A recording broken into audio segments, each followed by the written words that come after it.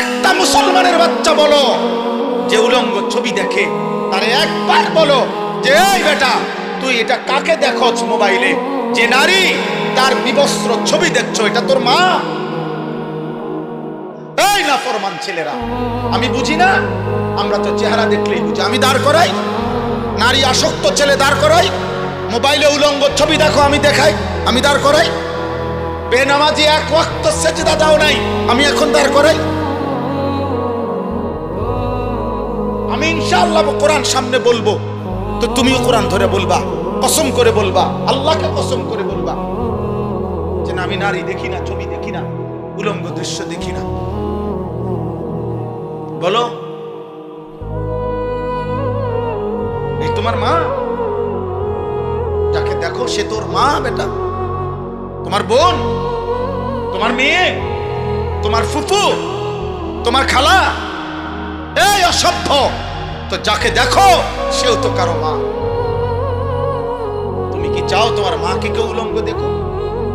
কথা বলেন, একটা ছেলে বলো, বলো বাপ, বলো, বলতে হবে আজকে। বলো, তুমি চাও তোমার মাকে কেউ বিবস্ত্র দেখো? তোমার বোনকে, তোমার মেয়েকে, তোমার খালাকে, তোমার ফুফুকে? তাহলে তুমি কেন অন্যের মাকে দেখো? সে কি কারো মা না? সে কারো বোন না? সে কারো মেয়ে না? সে কারো খালা না? সে কারো ফুফু না?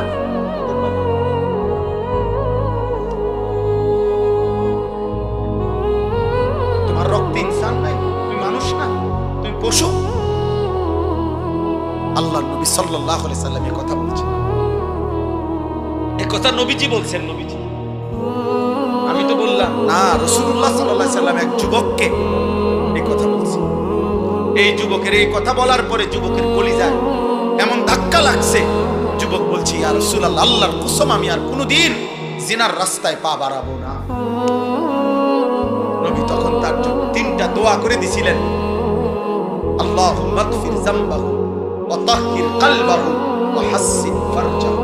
আল্লাহ আমার এই যুবকের গুনাহ মাফ করে দেন, আমার যুবকের অন্তর পবিত্র করে দেন, আমার যুবকের লজ্জাস্থানকে পাক করে দেন। আজ দোয়া করলাম, যদি কোনো যুবক সিদ্ধান্ত নাও এই মাহফিলে বসে আমি আর নারী দেখবো না, ছবি দেখবো না, উলঙ্গ, আব্বা চাহিদা পূরণ হবে তো। তোমার বাবা দাদা পূর্বপুরুষ বিবাহের মাধ্যমে এইভাবে আসছে, তুমি এক বিবাহিত মায়ের সন্তান। আরে বেটা, তোমরা যারা অস্থির ছবি আর নারী উলঙ্গ নাচ গান দেখো, তো তুমি তার থেকে কি চাও? সুযোগ পাইলে তুমি তা করতা, এই তো। তাহলে সুযোগ পাইলে জিনা করতা। এই নারী যদি তোমার কাছে একাকিত্বে আসতো তো কি করতা? ব্যভিচার করতা তার সাথে। তাহলে ব্যভিচারের কারণে যদি সন্তান হতো, তার পরিচয় কি?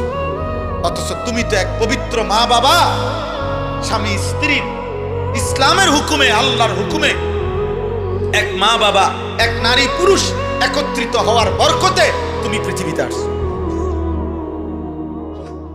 তুমি তো এক পবিত্র মা বাবার পবিত্র সন্তান, তো তুমি কেন অপবিত্র কামনা করো? এর দ্বারা কি তুমি তোমার মাকে অপমান করো না? এর দ্বারা কি তুমি তোমার বোনকে অপমান করো না?